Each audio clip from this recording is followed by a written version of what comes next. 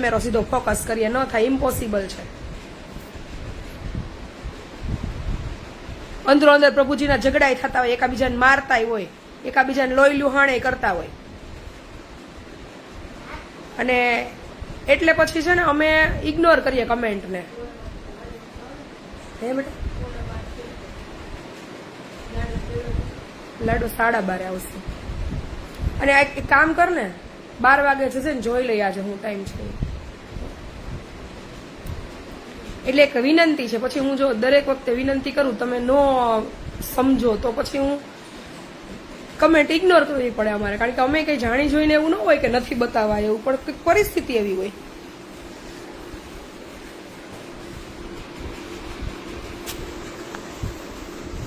લાગે મેં કાલે જ વાત કરી હતી કે લાઈવ ચાલુ હોય, અંદરો અંદર કોઈ પ્રભુજી ઝઘડા હોય, એકાબીજાને માર્યું હોય, પછી પ્રભુજી છે, પ્રભુજીને નથી ખબર કે આનું નામ શું છે, એને પોતાનું નામ નથી ખબર, તો બીજાનું નામ તો ક્યાંથી ખબર હોય. પછી આપણે જાય લાઈવ ચાલુ કરીએ ને એટલે એમ કે મારે છે. કોણ મારે છે એમ ન બોલે, પણ લાઈવ જોવા વાળા એમ ન વિચારે કે અંદરો અંદર ઝઘડો થયો હોય છે ને એકાબીજાને માર્યું હોય છે. એ તો એમ જ વિચારે, કારણ કે પોઝિટિવ જોતા મેજોરિટી 0.12% જ પોઝિટિવ વિચાર આવે, બાકી બધા પેલા નેગેટિવ જ જોવે. એમાં હું આવી ગઈ, પેલા આપણને પોઝિટિવ કોઈનામાં દેખાય નહીં. એટલે હું વિચારે લોકો લાઈવ વાળા કે કોક મારતું હોય છે, સ્ટાફ વાળું, આશ્રમ વાળા મારતા હોય છે, એ એમ ન વિચારે કે અંદરો અંદર ધબધબાટી બોલી હશે ને એકાબીજાને હાથ ચાલાકી કરી લીધી હશે એમ. કારણ કે કેવી મગજમારી થાય ખબર છે, પાણીનો ગ્લાસ બી એકાબીજાને ખાલી આમ ઠોહો અડી જાય ને તો એકાબીજાને ચોંટાડી દે. પછી ખાટલે ખાલી પગ અડી જાય ને નીંદરમાં, રાતનો સમય હોય ને લાઇટ બંધ હોય, માનો કે 0 લેમ્પ ચાલુ હોય ને એકાબીજાને ખાટલે ખાલી હાથ અડી જાય, ઉંમરવાળા હોય, રાત્રે ટોયલેટ બાથરૂમ કરવા ઊભા થયા હોય ને એકાબીજાને ખાટલે ખાલી ટેકો કરવા હાથ અડી ગયો હોય ને તોય ઓલા ઉઠીને એકાબીજાને ચોંટાડી દે. પાણીની બોટલ અમુકને પાણીની બોટલ લઈ અને ભરીને બાજુમાં રાખવાની ખાટલે ટેવ હોય તો બોટલે દઈ દે. પછી કોઈ હાલી ચાલી ન હકતું એને એક નાનકડી લાકડી દીધી હોય આપણે કે ભાઈ ઊભું થવું હોય, ટેકો રહીએ એકલા હાથે, તો એ માથાય ફૂટે, લોહી લુહાણ કરે, એકાબીજાને વિખોડિયા ભરી લે. પણ પ્રભુજી એમ ન કહે કે મને રોશનબાઈએ માર્યું, કે મને દક્ષાબાઈએ માર્યું, કે મને હંસાબેને માર્યું. પ્રભુજી એમ કે અહીંયા મને મારે છે. એટલે કોણ મારે? અંદર ને અંદર અહીંયા હોય ને એને ઈ મારતા હોય. પણ લાઈવ જોવા વાળા શું કહે કે આશ્રમ વાળા મારતા હશે એટલે પ્રભુજી બોલે છે. એટલે અમે વિડીયો ઉતારવાની ના પાડીએ કે વિડીયો કોઈ પણ ઉતારો કે કોઈ પણ બનાવો ને તો વાસ્તવિકતા રજૂ કરો. પછી કટકા મૂકો. હમણાં જ પરમદી ગંગેડી આશ્રમ વિનુબાપુના આશ્રમથી મૂક્યો તો G24 વાળાએ, પણ એ બેન સુરતના હતા. એ બેનને મારે એટલું જ કહેવાનું કે તમારી પોતાની દીકરી હતી તો તમારે ઘરે હાચવી હતી ને તમે એમ કહેતા હતા કે અમે વિનુબાપુના આશ્રમે અમારી દીકરીને માનસિક દિવ્યાંગ હતી તો સારવાર અર્થે મૂકી હતી. તો ગંગેડી આશ્રમ હોસ્પિટલ નથી કે અહીંયા સારવાર થાય માનસિક અસ્થિર લોકોની કે દિવ્યાંગોની. ગંગેડી આશ્રમ હેરાન થતા નિરાધાર કે ઘરમાં હેરાન કરતા લોકોને હાચવે છે કે જેથી તમે તમારા પરિવાર, મેં તો બાપુને ના જ પડી હતી કે બાપુ પરિવારવાળા કેસો લ્યોમાં એમ મારી જેવું કરી નાખો એમ, પણ બાપુ કે ના બેન આપણે સેવા લઈને બેઠા છીએ તો આપણે જે આવે અને અહીંયા મૂકી જાય એને હું રાખીશ. મેં તો કાંઈ વાંધો નહીં, તમને અનુભવો થશે ને મારી જેમ, પછી તમે તમારામાં પરિવર્તન લાવશો. તો તમે મીડિયાને લઈ ગયા અને કેસ કર્યો અને કંઈ તમે 5-25 લાખ રૂપિયા દીધા હતા દીકરીને હાચવવાના. આ જે બેન હોય તમે તમારે મારી વિરુદ્ધ કેસ કરી દેજો. બાપુ નહીં બોલી શકે મીડિયા સામે, મારી તો તેવડ છે, હું મીડિયાને જવાબ દઈ દઈશ. એટલે 5-5 આપણા ઘરમાં એક દીકરી ન હચવાતી હોય તો અહીંયા 260 જણાને હાચવે છે. તો 260માં અંદરો અંદર ધબધબાટી બોલતી હોય, અંદરો અંદર લાકડીઓ ઉલરતી હોય, મારી લેતા હોય. અને ન લઈએ તો એમ કે તમે આશ્રમ શું કામ બનાવ્યો છે, અને લઈએ ને આવું થાય તો એમ કે તમારે ધ્યાન રખાય એમ. તો 260ની માથે હું અમે એકની માથે બેઠા રહીએ રાતને દી. આપણી દીકરી આપણાથી ન હચવાતી હોય અને પછી આપણે બ્લેમ કરીએ. પછી બેને એમ કીધું કે પ્રાઇવેટ પાર્ટ ઉપર લાકડીના ઘા લાગ્યા હતા ને આમ થયું હતું ને તેમ થયું હતું. તો વળી કોઈક અમુક નેગેટિવ કમેન્ટ કરવા વાળા હતા કે અહીંયા શોષણ કરતા હોય તો તમારે ઘરે લઈ જાવ ને, શોષણ થતા હોય તો. એટલે જ્યાં સુધી પૂરી વાસ્તવિક ન ખબર હોય ને ત્યાં સુધી ગવાય નહીં. આપણે પેલા જાણાય કે આપણે આપણા ઘરના હાજા 5 વ્યક્તિ હાઈ જે ભેગા થાય ને તોય થોબડા ચડાઈ ચડાઈને આમ તેમ ફરતા હોય મોઢા રાખીને, હામાં બે હવાય તૈયાર ન હોય પરિવારના ને પરિવારના.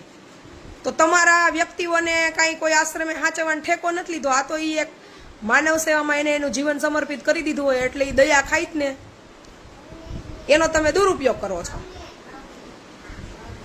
તમારી પાસે કાંઈ એવા પ્રૂફ છે કે હા બાપુએ માર્યું કે બાપુએ એનો ઉપયોગ કર્યો એમ હાલી મર્યા છો? અને તમારે પરિવારવાળા કેસમાં તો મેં મારા એટલા અનુભવો બોલે છે કે પોતાને છૂટવું હોય ને એમાંથી એટલે આશ્રમમાં પકડીને પૂરી દો, લઈ જાઓ આશ્રમવાળા, એટલે અમે નવરી ના થાય એમ. અને પછી કાંઈક થાય એટલે કે આશ્રમે આમ થયું ને આશ્રમે તેમ થયું, તો હું કાંઈ ફી લીધી હતી એને બાપુએ કે ના તમારી દીકરીને હાચવાના 25,000 રૂપિયા મહિને અમે લેવું એમ? હાલી નીકળ્યા. બાપુ ન બોલ્યા G24 સામું. બાકી G24 ને કહી દેવાય કે આખી હે ને આખા વિડીયો શૂટ કર્યા 260 અને 5 દી રહ્યો મીડિયાવાળાએ કે આશ્રમ ઉપર કેમ સેવા થાય છે.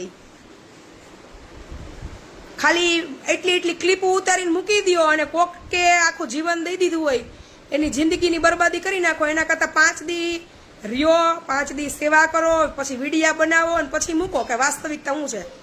એ બાપુ છે ને મારી નજર સામે મને એટલી ખબર પડે કે એ માણસ ભૂતકાળ શું હોય, એ માણસે શું કર્યું હોય, એ માણસ અત્યારે શું કરતા હોય, મારે એ કાંઈ સાંભળવું નથી, મારે કોઈ જોવું નથી. એ માણસ અત્યારે ગુમૂતરવાળા ગોદડા હે ને ટોપ ભરીને ધોકો લઈને બેઠા બેઠા ધોતા હોય, એ મેં જોયા છે. એટલે આપણાથી આપણા ઘરના છોકરાઓના ગોદડા ન ધોવાતા હોય, એમાંય બાયું રાખતા હોય એ બાયણેવાળા. અને જે માણસ કરે એની પથારી ફેરવવા ઊભા થયા. તો બેન આપણને એટલી બધી આપણી દીકરીની પડી હોય તો અહીંયા ખબર જ હતી 260 પ્રભુજી છે ને એમાં લેડીઝ જેન્ટ્સ બે ભેગા જ છે. આપણે આપણી દીકરીને ઘરમાં રખાય. અને તમે એમ કહેતા હતા કે એમાં કે સારવાર અર્થે મૂકી હતી, તો અહીંયા ક્યાં સારવાર થાય છે? અમે કઈ હોસ્પિટલો લઈને નથી બેઠા. અમે તો પ્રેમ આપીએ, હૂફ આપીએ, જરૂરી દવા એની થતી હોય જરૂર પડે તો કરાવીએ. હું તો માનસિક ની દવાઈ નથી કરાવતી કે આ ખોટી વાત છે જ નહીં. જે હશે મારા આશ્રમથી તો લાઈવ જ આવશે કે આમ જ છે ને આમ જ રહેવાનું. અને બહુ મારે તો આ તો બાપુ હતા, હું હોત ને તો G24 વાળાને ઘરે અને ઓલી સુરતવાળી બેનની ઘરે 260 ખટારો ભરીને મૂક્યા હોત. કાલે રાત થોડાક દી અને કા અમે અહીંથી આશ્રમમાંથી વહી જઈ, તમે થોડાક દી અહીં રહ્યો.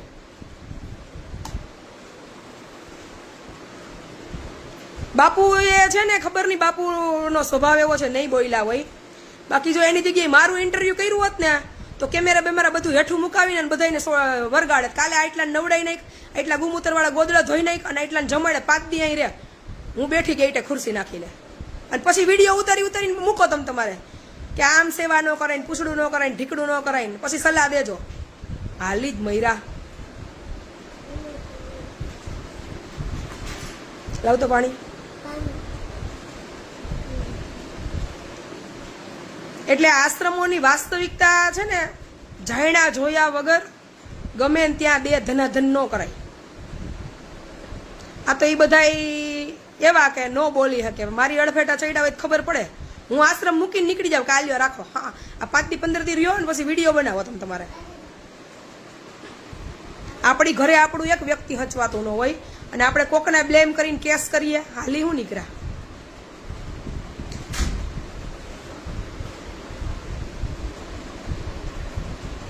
આટલો કટકો મૂકો બોલો.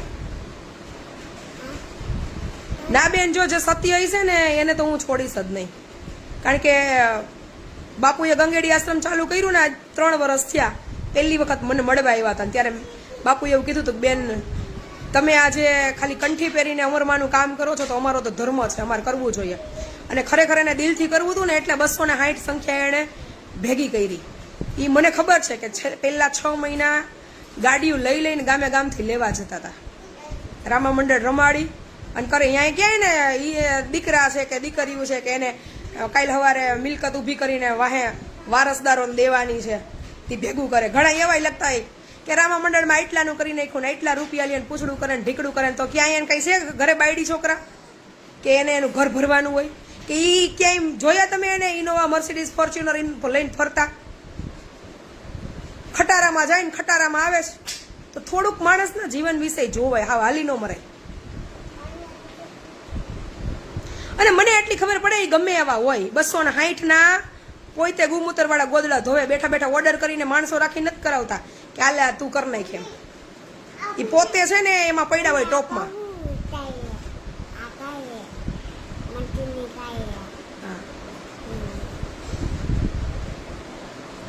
ગંગેડી અને અમરધામ આશ્રમ બે એક જ છે, એટલે મારે બોલવું પડે. આપણા 100 પ્રભુજી છે અહીંયા, મારા આ વર્ષમાં મૂકેલા 100 પ્રભુજી.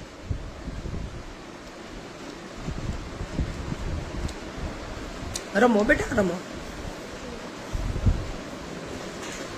બાપુ હતા બેન, હું હોત ને તો મીડિયા વાળાના કેમેરા બેમેરા લઈને ને કેત કે અહીંયા 5 દી જાવ તો ધોવો તો બધું કરો, અને આ 260 ને ખાલી 3 ટાણા રાંધીને ખવડાવો. નવરાવરી ધોરાવી અમે લેવું, ખાલી 3 ટાણા 260 ને રાંધી રહોડામાં અને ખવડાવો. ખાલી 260 ને બેહાડી લ્યો ને જમવા તો કલાક વહી જાય. એક એક ને હાથ પકડી પકડીને હાથ મોઢા ઢોરાઈ લ્યો ને તો બીજી કલાક વહી જાય. એટલે જ્યાં સુધી કોઈની પૂરી વાસ્તવિકતા ખબર ન હોય કામની, ત્યાં સુધી આડે ધડ દે ધન ન કરાય એમ. બહુ પાણી દે ને.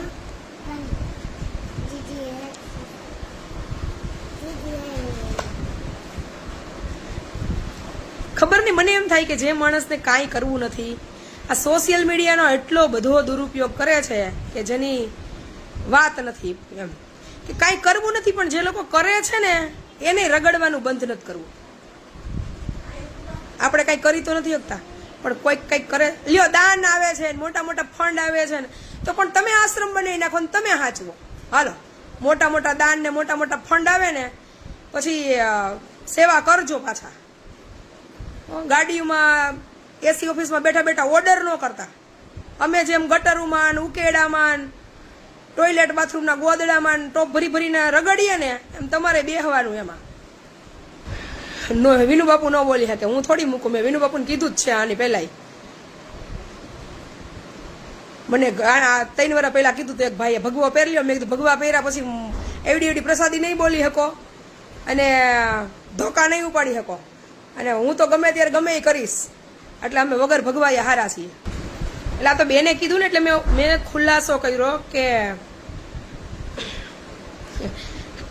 આ આશ્રમના કામ છે ને, કોઈ પણ જગ્યાએ પ્રભુજીના આશ્રમ ચાલતા હોય, પણ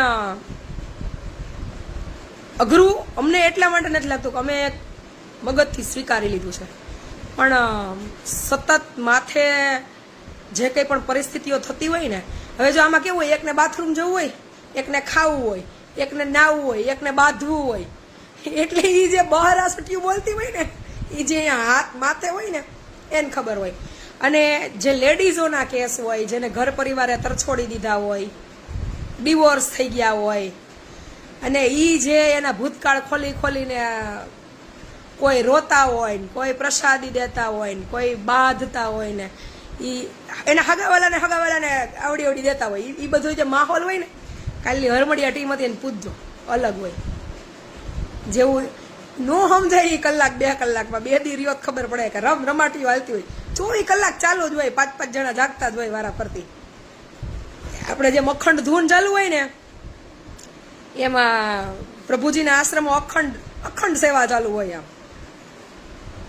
અમે તો બહુ છે ને એને નિખાલસતાથી આમ સ્વીકારી લીધું કે જે છે એ આ જ છે ને, આની વચ્ચે જ આપણું જીવન છે, એટલે મગજમાં એ નથી લેવાનું. પણ અમને હું કહું છું વારંવાર કે મને છે ને એક ડાયો હાંચવવો ને એના કરતાં 1000 પ્રભુજી હાંચવવા હેલા પડે. કા ભારતભાઈ, એક ડાયો હાંચવો હારો કે 1000 પ્રભુજી હાંચવવા હારા? 2000 હાંસવી લઈશું પણ એક ડાયા નહીં હાંસવી શકે. હો 2000 હાંસવી લઈશું માનસિક અસ્થિર લોકોને, પણ એ હાજો નહીં હાંસવાની. બહુ અઘરી આઈટમ હોય. અમે હાજાથી થાકી ગયા છીએ. કા કોના છે ઉપડા લિમિટ સેટ કરવાની ને મેક્સિમમ ભાઈ રે કઈ રીત તો કંઈક રસ્તો કરવો પડશે. હા હું છું હું જાઉં અને ઓફિસ દેખાડું અને આ તે ભરવાના એ કઈ રીતે કે છે ને મને પૂછીને કયો ને, મને વાત કરાવજો ને પેલા. 246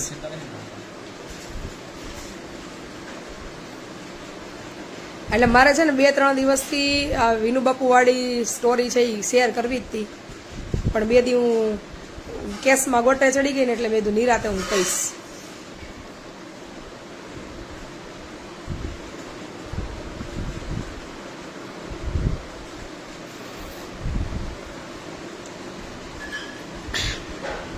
હાલો હવે તમે કહો કે બેન કથાયું પૂરી જ નથી થતી, પણ આ વાસ્તવિક પરિસ્થિતિ હે અમારા જીવનની અને અમારા કામની.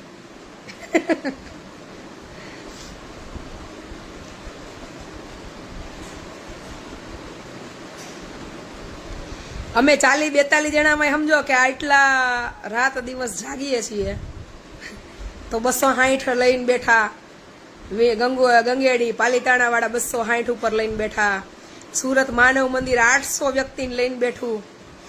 આ બધાની પરિસ્થિતિ કેવી હશે?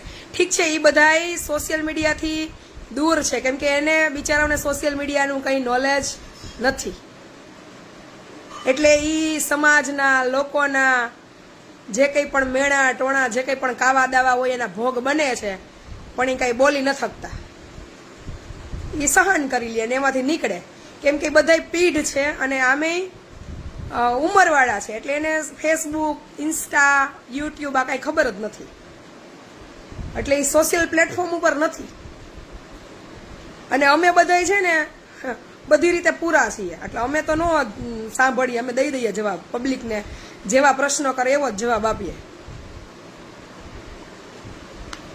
મહેન્દ્રભાઈ, સુરતથી કોઈ બેને ગંગેડી આશ્રમે એક દીકરીને મૂકી હશે.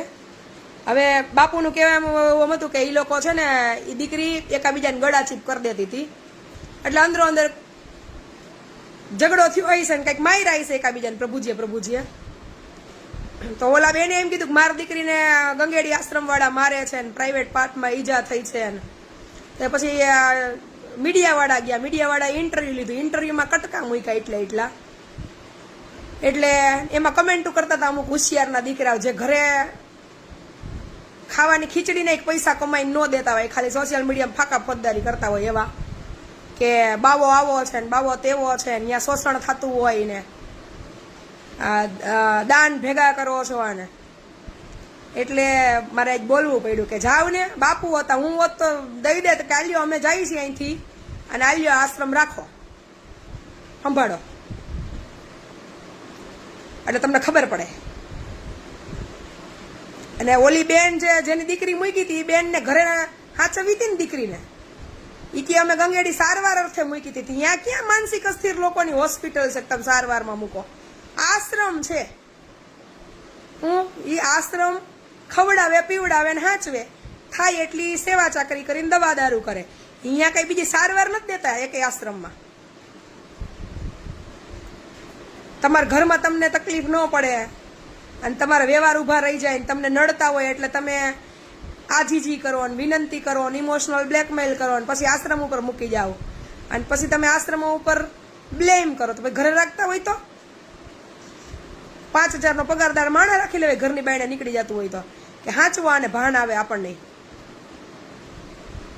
આ એકે જેટલા પ્રભુજીના આશ્રમ હાલે છે, મારા ધ્યાનમાં જેટલા છે એટલા, એ એકે આશ્રમ પ્રભુજીને ફી લે છે કે હાલો પારિવારિક કેસ હોય તો મહિને 20,000 જમા કરાવો એમ, તો અમે તમારા માણસને હાચવશું એમ, કે પછી 50,000 રૂપિયા દાન લખાવો તો હાચવશું એમ.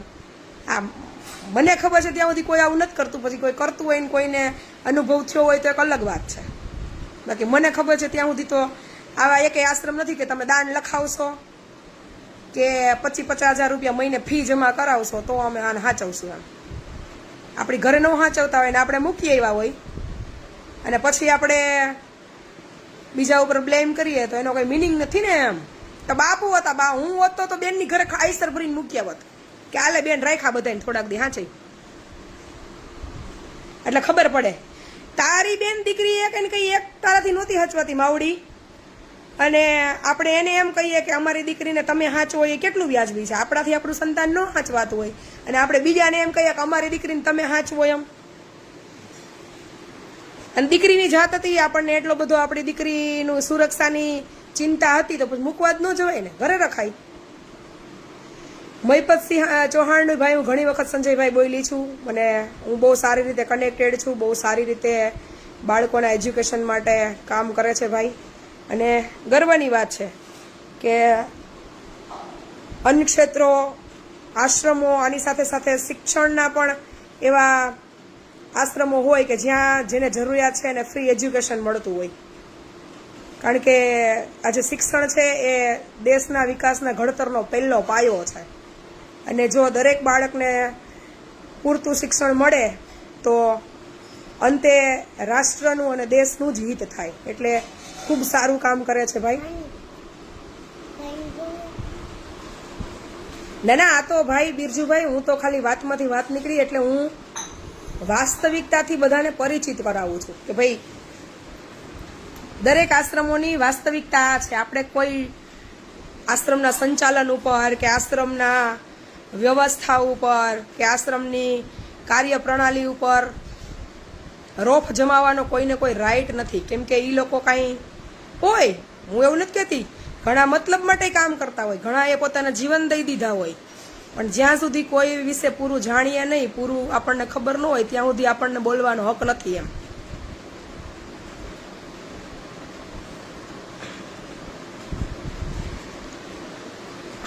બોલાય સત્ય પેલા જાણી અને પછી હું એમ કહું બોલવું હોય તો મારી જેમ પેરેગ્રાફમાં, નિબંધમાં 3-3 કલાકની ડિબેટોમાં બોલાય.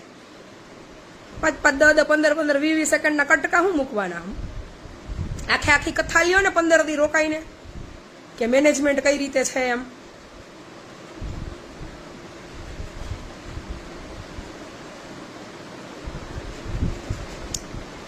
ના બેન, સુરત કે રાજકોટ કે પર્ટિક્યુલર કોઈ સિટીનું ના હોય બેન, કારણ કે જેને જે કર્યું છે એને એ લાગુ પડે. આખા સુરતને શું છે બેન? કોઈ એક વ્યક્તિ ખરાબ હોય, કોઈ એક વ્યક્તિ હેરાન કરતું હોય, એમાં આખું સિટી કે આખું ગામ કે આખું રાજ્યને ટાર્ગેટ શું કામ કરવાનો? એટલે ખોટી બિનજરૂરી ડિસ્પ્યુટ ક્રિએટ થાય ને એવી કમેન્ટ નહીં કરવાની આ આઈડીમાં. સુરતવાળા બધા થોડા એવા હોય બેન, એક વ્યક્તિ હોય એમાં આખું સુરત શું કરે? કોઈ દિવસ આપણી જીભ ઉપર, આપણી વાણી ઉપર લગામ રાખીને જ વાત કરવાની ક્યાંય પણ. કારણ કે ડિસ્પ્યુટ ક્રિએટ થાય ને એ જીભ ધડે ન રહીએ ને એટલે જ થાય. જે છે ટોપિક અને જે વ્યક્તિ છે, જે પર્ટિક્યુલર પ્રસંગ છે, એને અનુસંધાને આ ચર્ચા છે. એટલે કોઈ દિવસ આ બધા ડખા જીભના છે. કોઈ દિવસ નહીં કરવાનું. શું બોલો છો તમે, શું લખો છો, શું વાત કરો છો, મગજને સ્થિર રાખી સમજી વિચારીને જ બોલવું. વાણીનો ઉપયોગ જેટલો યોગ્ય થાય એટલો કરવો. જ્યાં સુધી ન જોઈતું, ન જરૂર હોય તો બોલવું જ નહીં કે જેને લઈને કોઈ પણ પ્રકારના પ્રશ્નો કે કોઈ પણ પ્રકારના ઇસ્યુ ક્રિએટ થાય. આપણને ખબર હોવી જોઈએ કે આપણે શું બોલીએ છીએ. આ બધું શીખવાનું છે દરેક લોકોએ. ઘર હોય, પરિવાર હોય, એમાંય આપણે વણ જોઈતું, અણગમતું બોલીએ તો ડખા થાય ને.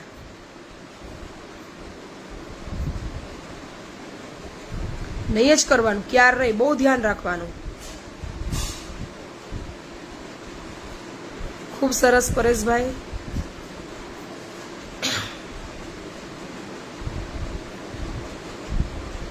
દરેક કહેવત કંઈક અનુભવીઓએ સમજી વિચારીને લખ્યું છે કે વાણીને પાણી વાપરવી, વિચારીને વાપરવી.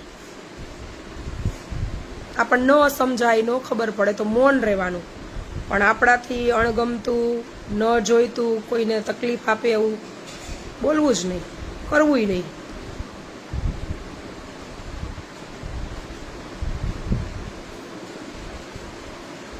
સરસ, હાલો લાઈવને હવે વિરામ આપીએ.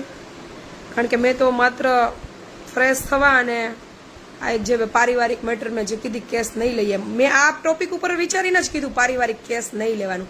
કેમ કે અમે દયા ખાઈ જઈએ, અમને લાગણી આવી જાય કે ભાઈ વ્યક્તિ હેરાન થાય છે એ બચી જાય, પરિવારવાળાને કાંઈ નહીં ફેર પડે. એ તો ઈચ્છે જ છે કે અમે છૂટીએ આમાંથી, એટલે લઈ લેતા હોય. પણ પછી હેરાન કરવાવાળા સભ્યો પરિવારના જ હોય. એના કરતાં તો હું કામે લેવા જ, મગજમારી જ નહીં.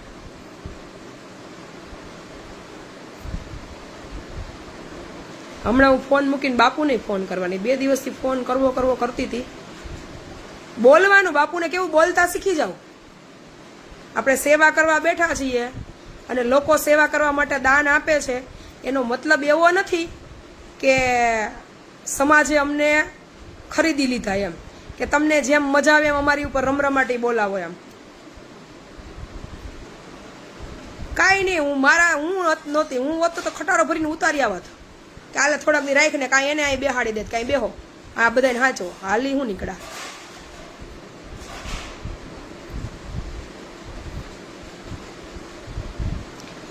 જો બેન જે અનુભવની વાતો હોય અને જે ખરેખર દરેક લોકો સ્વીકારે ને એવું બોલવું. ક્યારેક આપણી ભૂલે હોય તો સ્વીકારી લેવાની કે હા આ વસ્તુ હું કાંઈ સર્વગુણ સંપન્ન નથી, ક્યારેક જાણતા અજાણતા મારી ભૂલ થતી હોય, પણ તો એને પછી સ્વીકારવાની ટેવ રાખવી કે ના સાચી વાત છે, ખરેખર આ બાબત ઉપર મારે વિચારવું જોઈએ. પણ કામ કરીએ છીએ. મેં કાલે પરમ દિવસે જ એક ભાઈએ ફોન કર્યો હતો મને કે એક દીકરો લઈ અને બેન રખડે છે જુબેલી પાસે, તો બેન લઈ જાવ ને. એટલે જયદીપ એવું કીધું કે ભાઈ તમે એની પારિવારિક માહિતી જાણી લ્યો પછી મને કયો. એટલે એ ભાઈ પછી જયદીપ આરે થોડીક અવળાઈથી વાત કરી હશે એટલે મને જયદીપે નંબર આપ્યો કે બેન જુઓ ને. પછી ભાઈને મેં સમજાવ્યું કે નથી લેવું એવું નથી, દીકરો લઈને એ બેન ફરે છે તો એ દીકરો કોનો છે, એ બેનનો પરિવાર કોણ છે એ જાણો.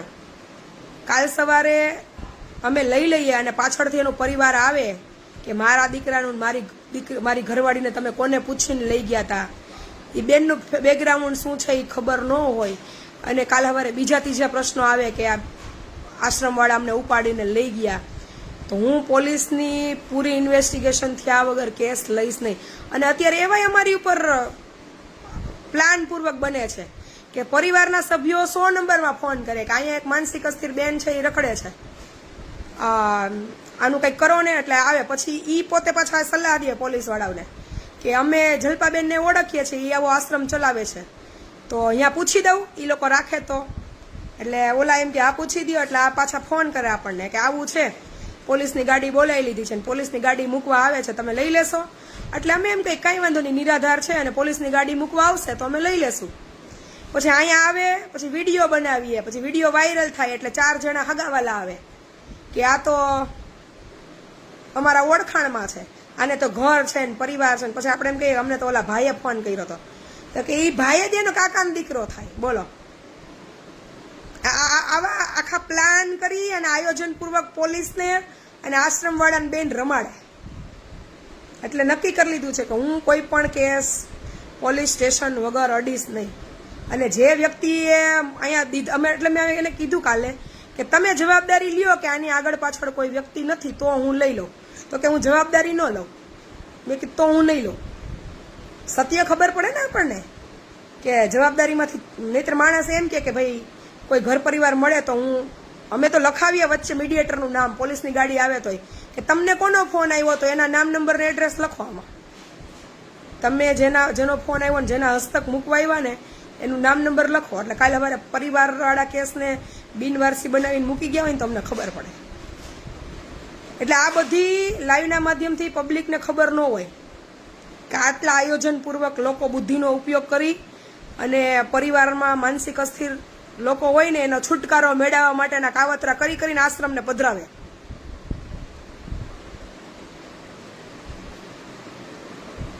આવા બનાવો બને છે. એટલે મારે છે ને આ બધી અહીંયા લગ્ન નથી કરતા ભાઈ, અમારે 10 છોકરા છોકરીઓ હે લગ્ન કરવાના. હજી એટલી રાયડું રાખે તો લ્યો આવી કમેન્ટ આવી.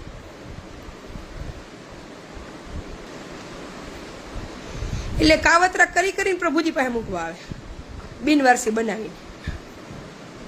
પાણી આપતો દીકુ પણ દૂરના સગા હોય તો એમ કહેવાય કે અમે દૂરના સગા છીએ, આગળ પાછળ કોઈ નથી, એની કેર લેવા વાળું. બિનવારસી બનાવો ને આવા આયોજન કરો ને પોલીસવાળાને બોલાવો ને પછી સંસ્થાન રમાડો ને પછી પાછા હગા થઈને આવો, શું મતલબ એનો?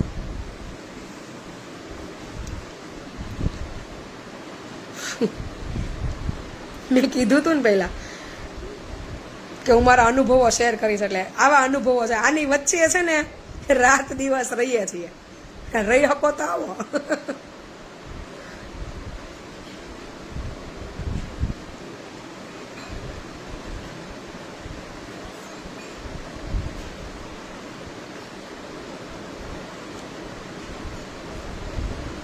લાગે ભાઈ, લાઈવ બંધ કરું ને પછી એટલી બધી મગજમારીઓ હોય રોજે કે વાત પૂછવામાં.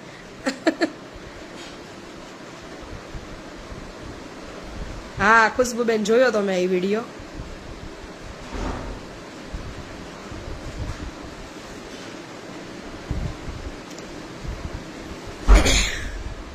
તમે ગમે એટલા લખાણ લ્યો, પોલીસ કાયદાની સાથે રાખો, તો એ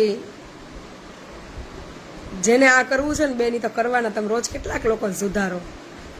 પણ એક છે, આ બધું એટલે હું લાઈવના માધ્યમથી કહું છું કે કાલ સવારે અમને હેરાન કરવાના આયોજન કે પ્રયત્ન સાથે આવ્યા હોય ને તો હું છોડું નહીં. હા, હું આશ્રમ હચોડી દઈ અને ન રાખે બાંધીને એને અહીંયા રાખું, કાલે આશ્રમને સંભાળતી.